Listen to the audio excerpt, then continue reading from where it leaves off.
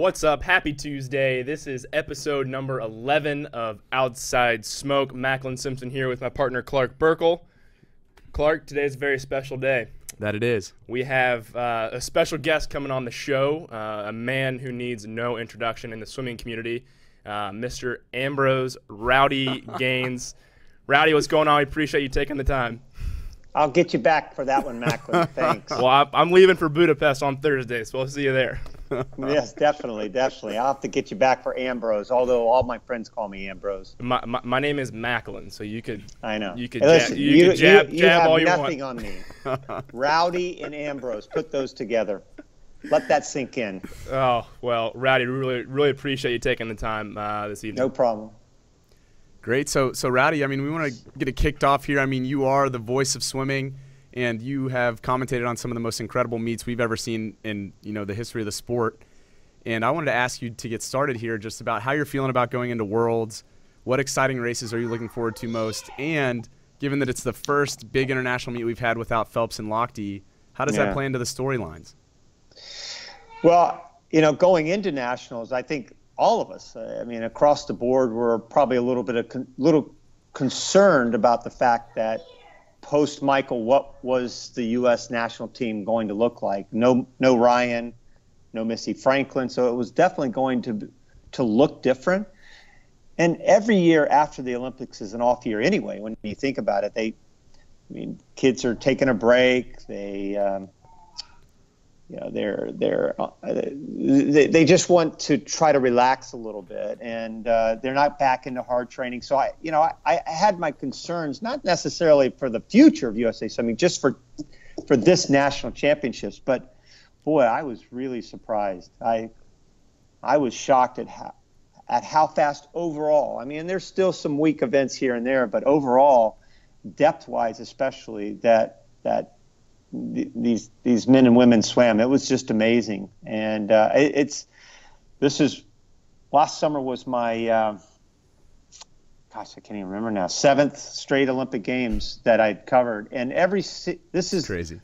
By far the fastest post-Olympic year nationals that I've ever seen in my lifetime. There might have been a lot faster in pre-70s and everything, but certainly this one was the best. So I feel very good about it.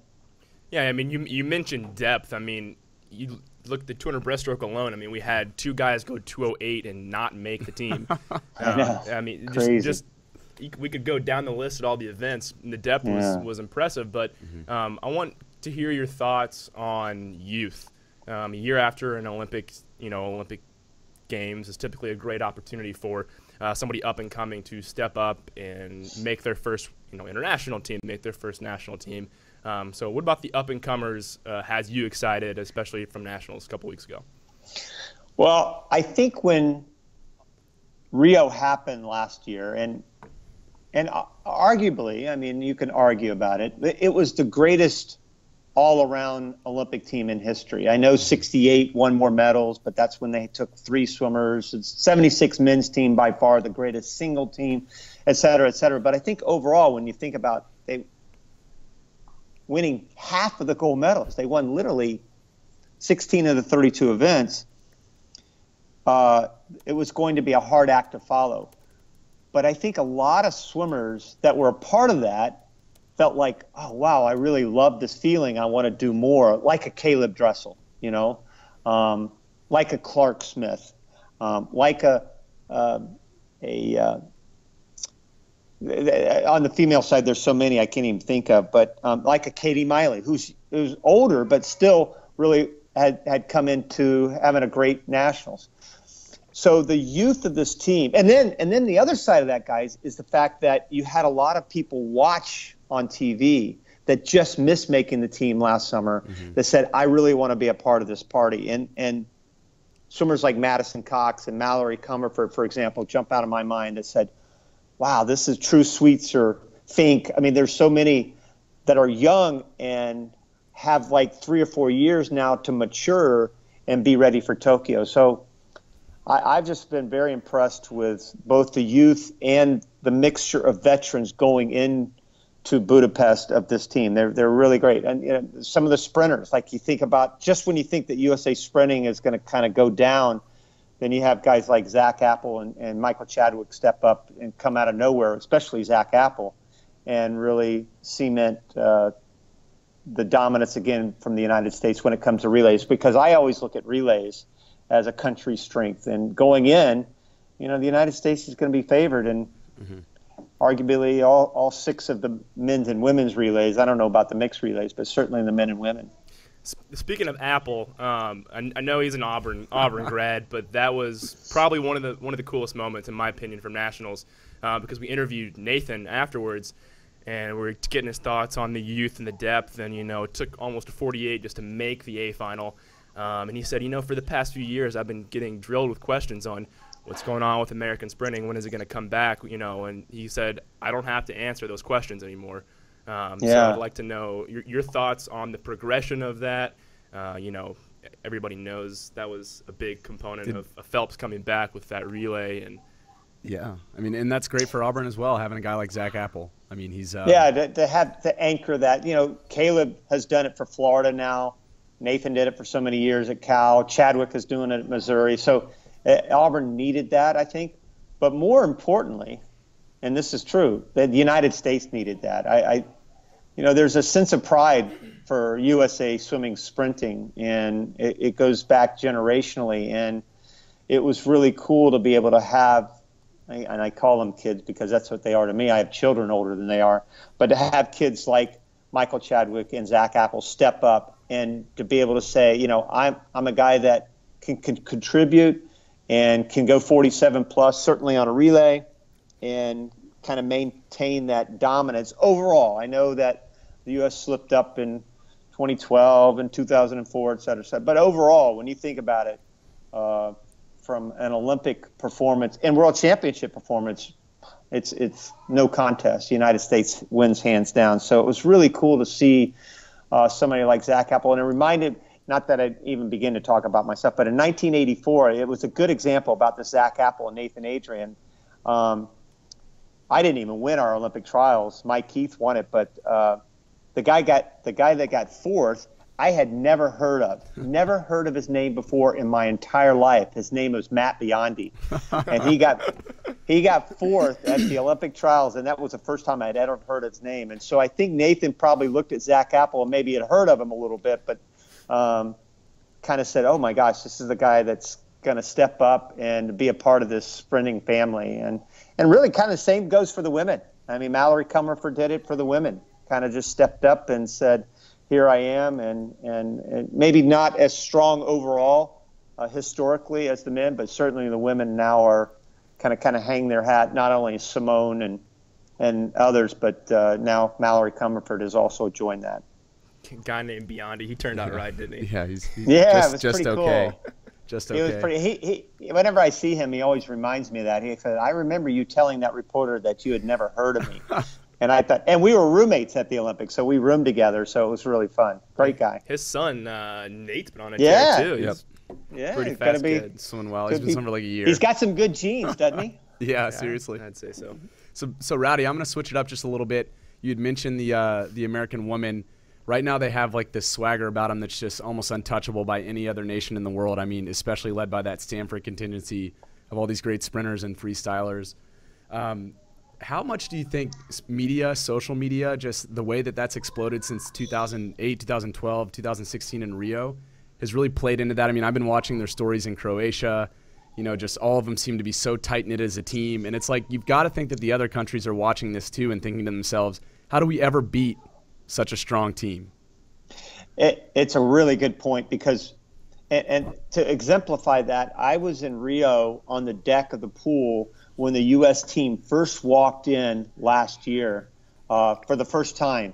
And the whole place just shut down and stared at the U.S. team. So you're right. It's that unspoken swagger that they have that I think is just untouched. When you're talking about a country that's been number one in the world for 61 straight years, that's a long time, guys. No other team, no other country, no other sport that can claim that kind of dominance. And And especially the last two Olympic Games, specifically 2012, 2016, I think they've gelled so well together as men and women that it's just one team instead of two separate teams. So I think it helps a lot with that swagger, and it helps a lot with that unity. And so when you see that social networking, like we were just talking about, it's like we're one group. It's not just like the women and the men. It's like you could see, what was it Elizabeth Beisel and Cody Miller? They were out there diving. I saw them together out there diving together. So those kinds of things just really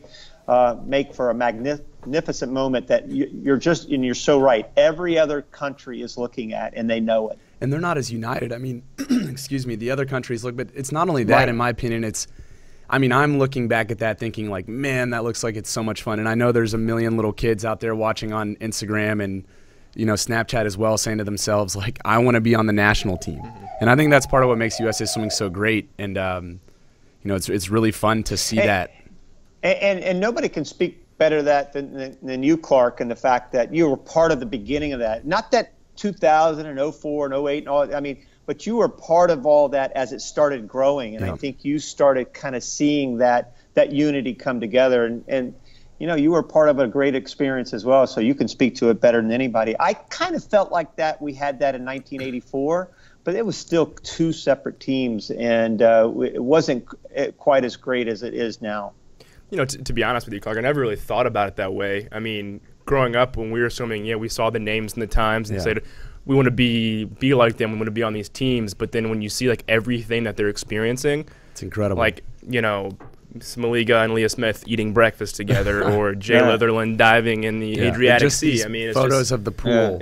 And I'd never really considered it that. All we had was the wall in Indy. We had all the names on the wall in Indy. That's the first time I saw Rowdy Gaines' name. Well, and I think the older guys can also keep everybody loose. When you think about like Nathan and even Katie now, they can. You got Grievers in there I think too. Don't you think that they? I mean, Clark, you had to look up to the veterans when you came onto that team and to try to rely on their strength. And I don't want to make them out of heroes anything, but strength and courage to kind of say, hey guys, everything's going to be okay. We're going to have a great time. We're going to go in there loose and relaxed and do what we do best, and that is dominate. And it hasn't worked out every single time. There are certain Olympic teams that come into mind that were not quite as dominant.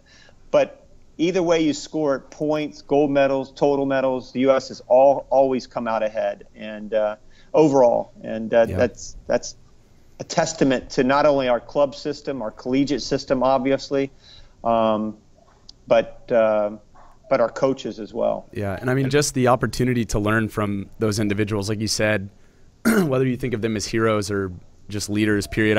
Quick aside, I remember we were finishing up in London.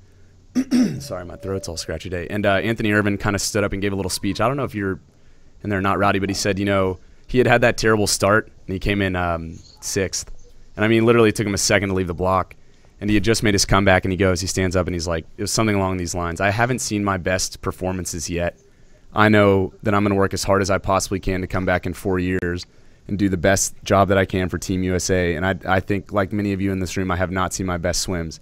And I told him that at Golden Goggles, and I was like, dude, then he won the gold medal.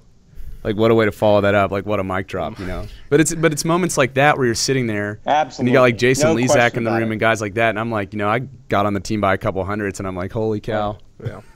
But you know what, buddy? You'll always be an Olympian. There's no such thing as a former Olympian. So you'll always be my Olympic brother, and that's something to be proud of, no doubt about it. Well, it's really wild how that leadership comes full circle. Clark and I were talking a while ago, in London, being a part of Katie's first Olympic team, and the people that were guiding her through that experience. Yeah. And now, Rowdy, you just mentioned like Katie is in that leadership position, and it's coming full circle, and she is taking what she has learned from others on the national team in these big international meets, and she's guiding the Dakota Luthers and. It's Reagan Smith. She's wild. She's guiding the Matt Grievers too.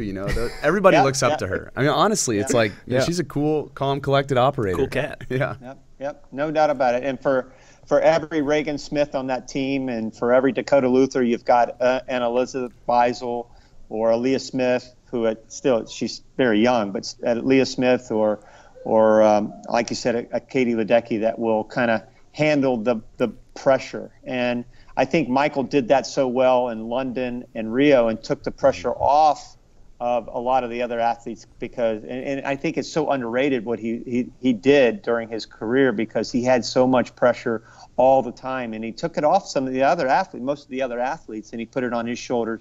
And Katie's kind of done that now on the women's side. That's no doubt what the great ones do, and excited to see what these leaders like Beisel and Grievers and company can do going into Budapest. But Rowdy, I want to switch gears a little bit as we move into World Championships.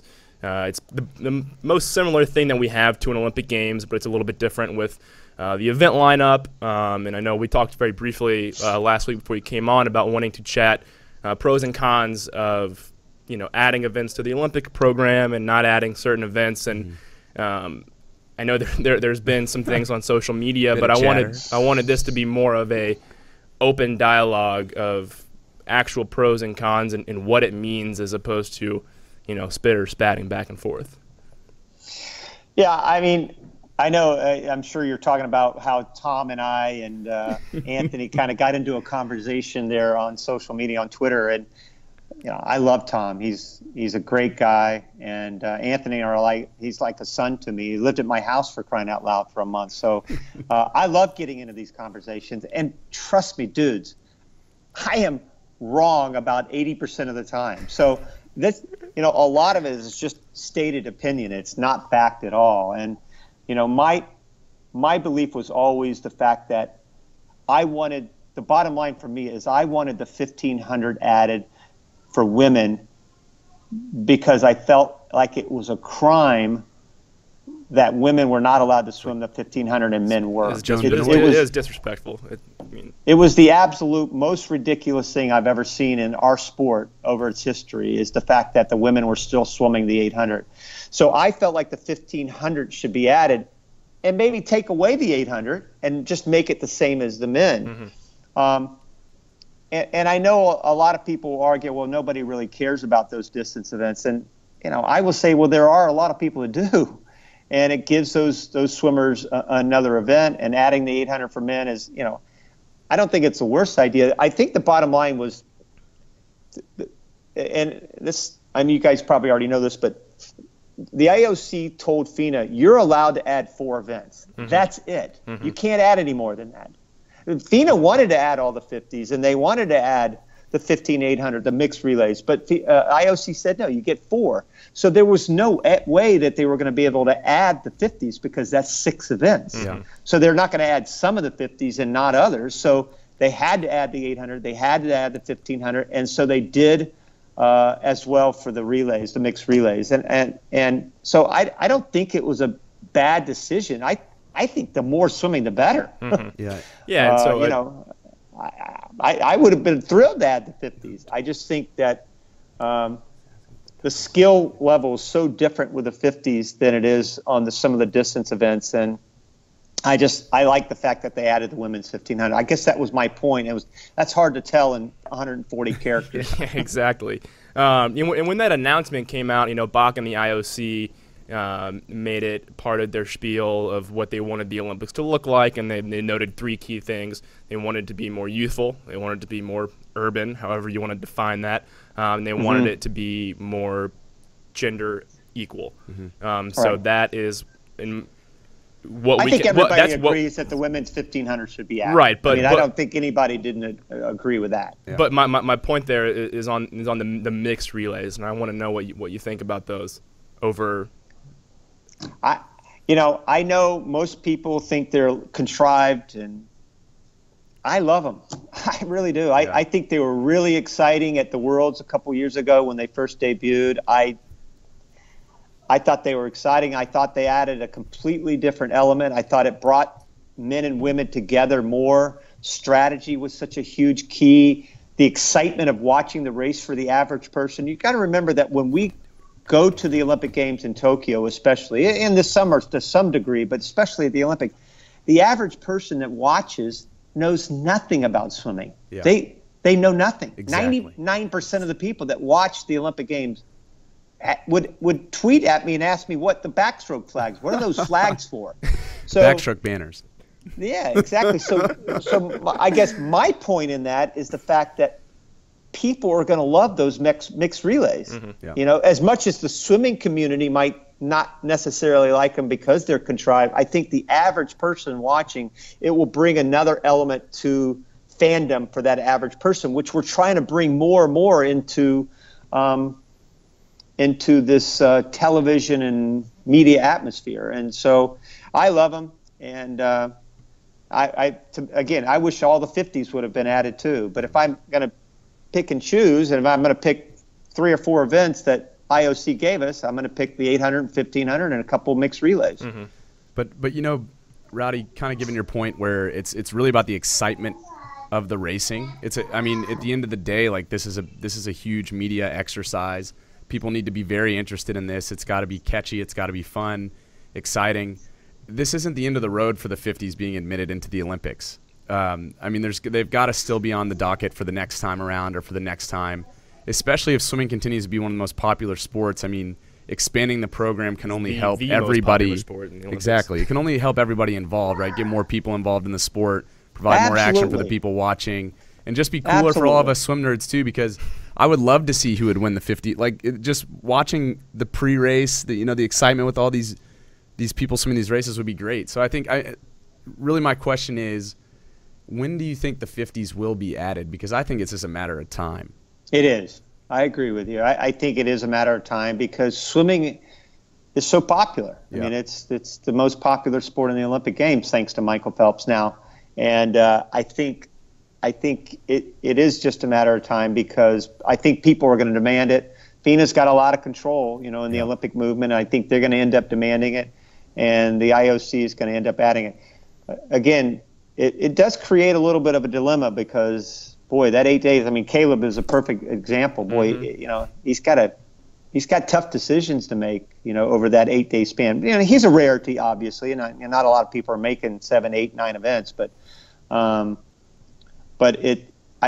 and then do you say, wow, well, then maybe we should spread the games out to 9 or 10 days, and what happened to the tapers? And it does create a little bit of a conundrum when it comes to, how that schedule looks out. And World Championships, I guess, you can do it at World Championships, you can do it at the Olympics, but I couldn't agree more, guys. I would love to add the 50s, and you're right, it would bring another level of excitement to that average fan. And another thing that really I think would be a big key for us is the fact that it would allow that athlete to stay in the sport longer. Mm-hmm. You'd see those guys staying in their late 20s, early 30s, and even later 30s longer in the sport, which I think is great. So you made a good point about the mixed relays, adding more excitement, and the swimming traditionalists saying they're contrived, they don't make sense. And I think that one thing that we're not really taking into consideration is that we all grew up swimming 50s of stroke, so we know what benchmark times are. But when we're trying to watch these mixed medleys and mixed freestyle relays, swimming fans, that while they might know splits, they don't really know, oh, wow, that's in elite time. That's the standard. Where does it? It's hard to put a parameter on of like, wow, that was an incredible performance. Right. All they're going to know is some guy that's 8 seconds down from a woman at the end almost catches her and beats her, or to have that woman trying to hold off a guy at the end. I mean, those kinds of things. I loved them in Kazan a couple years ago. I thought they were really cool. Great story. And I might have been a little bit lonely on that opinion, I guess, but I really did like them. Yeah, I mean, and I think at the end of the day, I mean, all of us just want to see the sport grow, right? It's something that we cherish. That's and so exactly right. That's the most important And point. you can argue all day long about what events should or should not have been included, and go down 1 to 6 or 1 to 8 or whatever it is. But at the end of the day, I think you're right. I think the 50s will end up being added sooner or later, and hopefully they'll be added by LA in 2024. Yeah, fingers crossed. Fingers crossed, right? If not 24, at least 28. Yeah. We can at least get something. Right. But one way or the other, we'll be going back to the old stomping ground. Exactly. And I think it's at the end of the day, Clark makes a good point. We want to see the sport grow. That's why Clark and I are sitting in these 2 chairs right now. That's why you're sitting there. That's why you've done 7 Olympics. I mean, that's why we're all invested in the sport at the level that we are, because we care so deeply and we want it to advance and grow and see new things and things change. But obviously, you know, it takes time, and we have to take our victories when we can get it. Yeah. And I'll take. You know, I was telling somebody, I'll watch Katie Ledecky swim a 1,500 by herself in a pool all day long. I'll pay for it. Me too, man. It's sort of like I was saying a few years ago that I specifically took my children to the Olympic trials or something because I wanted to be able to have them say to their children and their grandchildren that they saw Michael Phelps swim. And Katie's the same way. I want my children and even my grandchildren to one day see her swim, to be able to pass that legacy on, that they saw the greatest female swimmer in history swim. For sure. And Rowdy, we're going to finish up with one question each. And I could ask you about predictions and times and swim stuff all day. But I've got actually one that I've been pretty curious about. I mean, you've done the past 7 Olympics. You've got a ton of knowledge upstairs about the sport. How do you prep for these competitions? How do you, rehearse the storylines? What is it that you're looking for when you watch this? And how did you learn all that authentic enthusiasm? Because I think part of what makes you so special on the broadcast is those people that don't necessarily understand the sport understand excitement and understand your passion. So, I don't know. I mean, I'd just love to hear about how you prepare, a little bit about how you get psyched up and what's going on up in Rowdy Gaines land.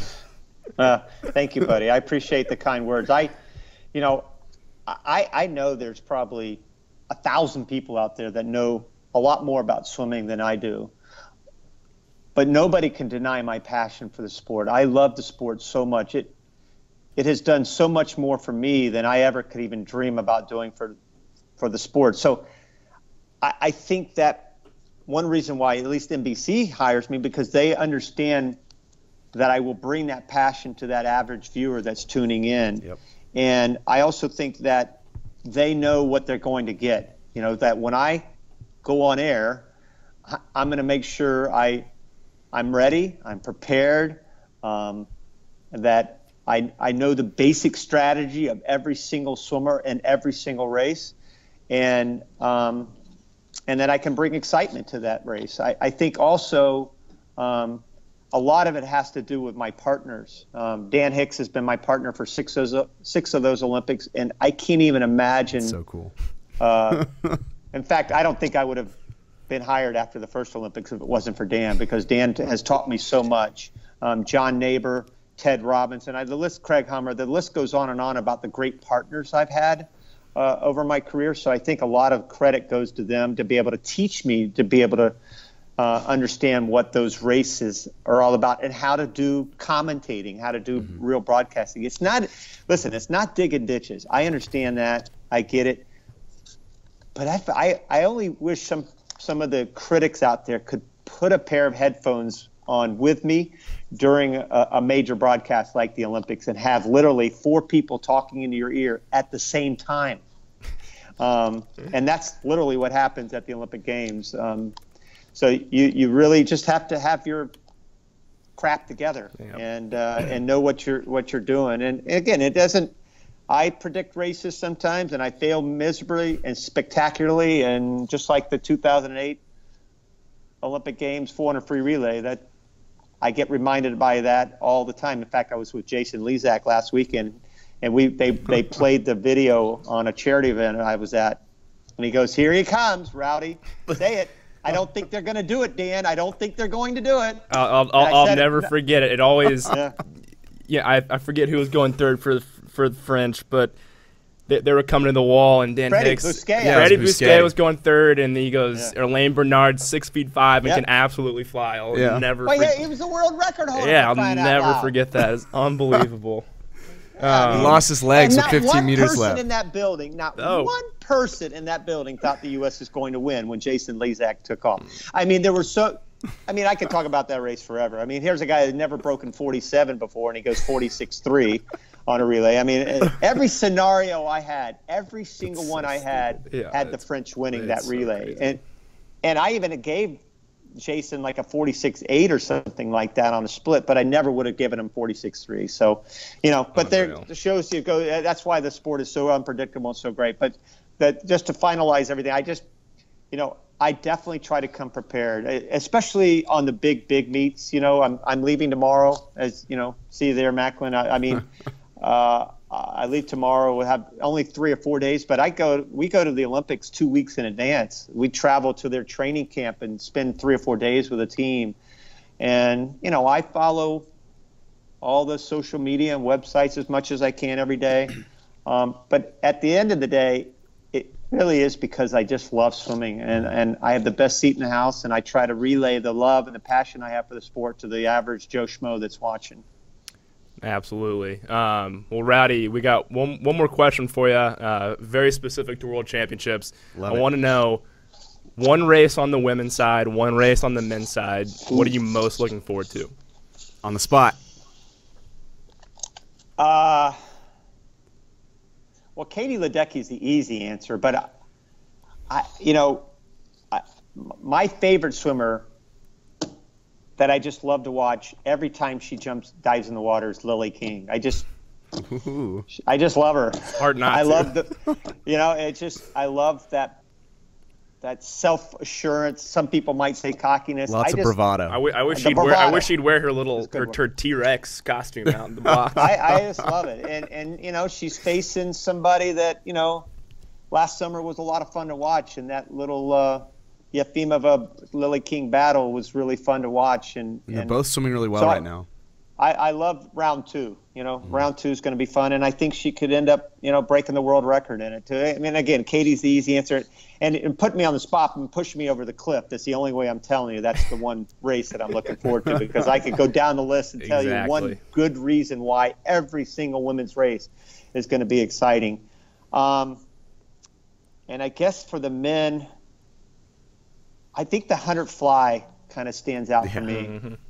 So just because the whole schooling and Dressel thing could be fun to watch, and if indeed they do break the world record, that's a record that I thought would stand a generation or two. So I don't think they're going to break the world record. That's just my personal opinion. But if they do, boy, and they both go under it and stuff, it has the potential of being one of the greats. Greatest race ever. Who do you got, though, in that race? I really got to put you on the spot. I thought he was going to get away with it.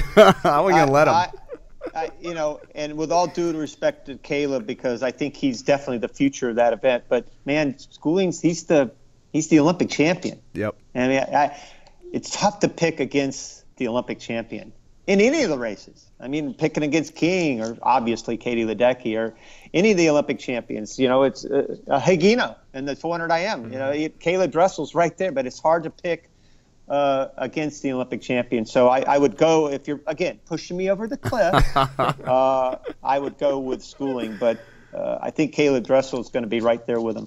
Awesome stuff. Well, Rowdy, I'm going to bring my Speedo to Budapest. So if you need anybody to beat up on in between sessions. Dude, we got to find a pool. That's the number one thing when I get off the plane is to find a pool to swim in, because it's going to be impossible to swim in the competition pool or the warm-up pool. They won't let us. I haven't been able to get to the warm-up pool, and gosh, I think since back in early 2000s. So somehow or another, we've got to find a pool. I'm staying at the Marriott, so we'll figure out a way to. Well, if you can't get down there, I surely can't get down there. There's no way I can. The first time, last side note, the first time I met Rowdy was actually at NCAA's just a few months ago. Yeah. And I had not swum in a very long time, but I was in Indianapolis. It's one of the most pristine pools. I had a lot of good memories there personally, so I was gonna go for a nice, easy and Rowdy 500. swims every day at these meets. And he put me through. Not much. He put me through a set that did me for about a month. Yeah, he couldn't lift his arms up. He couldn't. No, I'm not. I did 100 100 short course freestyle all out, and I went 54 or 55, and I hit lactate. And I was like, I'm done. And kicked my ass, by the way. Thank you very much. I don't know. By like 10 seconds. I don't know about that. Well, Rowdy. I swim every day, but I don't swim very fast. Well, you're better than us. More admirable than us. Yeah. Well, Rowdy, we really appreciate you taking the time. Yeah, thanks, it's been great chatting. And keep up the great work. I've been following you guys. Are doing really good work. Keep up the great work. Thanks. Great talking to both of you. And An honor to talk to you, Clark, as Thank you. always. Appreciate it. Great talking to you as well, Rowdy. Take care. Bye. See you soon. Bye. So that was pretty cool. Yeah, talking to one of the legends, both in the pool and now on the dry life as well. So Yeah, definitely. I mean, Rowdy, for people that don't know as much about his swimming career, obviously had some incredible times at the Olympics and whatnot. But I remember he went 133.81, I want to say it was, in the 200-yard free in a Speedo with no cap. His 200 free, his Auburn school record in the 200 free, like, just got beaten within the last few years. Yeah, and it was like during the suit era or something, you know. It was unbelievable. It's a total stud. 49-second 100 freestyler in the 80s. He's a stud. It's not bad at all. And he's obviously called the last 7 Olympics, and he does an incredible job. I don't think we can emphasize enough. I know he gets a hard time sometimes from some spectators, but who wouldn't in that position? But he does bring a lot of passion to the table, and I mean, everybody remembers him all the time. So it's great to have him for our sport. Well, it's like you said, don't criticize till you walk a mile in my shoes. Yeah. Well, Clark, that's been a great episode. We're going to wrap it up, and that was episode number 11 of Outside Smoke. You can catch all of the World Championship action on FloSwimming.com. We'll have results, interviews, updates, etc. All going to be there. Stay tuned.